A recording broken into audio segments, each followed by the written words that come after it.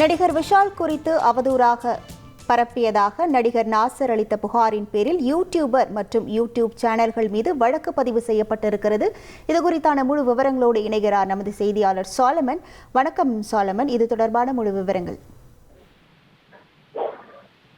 சமீபத்தில் நடிகர் விஷால் நடித்து வெளியான மதகஜ ராஜா என்ற திரைப்படத்தோட ப்ரமோஷன் பணிகளின் போது அப்போது நடிகர் விஷால் மேடைக்கு அப்ப வருகை தந்தார். உங்களுக்கு வகை வகையா சுவையா சமைக்க தெரியுமா?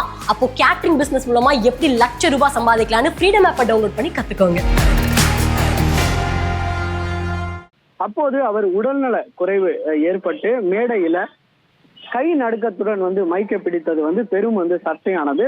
சமூக வலைதளங்கள்ல அந்த வீடியோ காட்சிகள் பரவி அது பெரும் கேள்விக்குண்டான நிலையில இது தொடர்பாக யூடியூபர் ஷேக்வாரா என்பவர் 2 யூடியூப் சேனல்ல ஒரு பேட்டியை ஒன்று அளித்தார். அதுல நடிகர் விஷால் அவர்கள் மது மற்றும் போன்ற பிரச்சனைகள்ல அடிமையானதால இது தொடர்பாகத்தான் அவருக்கு உடல்நல குறைவு ஏற்பட்டு கை நடுக்கம் ஏற்பட்டதாக அவர் யூடியூப் சேனல்ல ஒரு பேட்டி ஒன்றை அளித்தார். இந்த பேட்டி தொடர்பாக தென்னிந்திய நடிகர் சங்கத்தோட தலைவரான நாசர் இவர்கள் மீது அவதூறு பரப்பி வரக்கூடிய அந்த சேகுவாரா மற்றும் அந்த யூடியூப் சேனல்கள் மீது தகுந்த நடவடிக்கை எடுக்க வேண்டும் என தேனாம்பேட்டை காவல் நிலையத்துல ஒரு புகார் ஒன்றை அளித்தார்.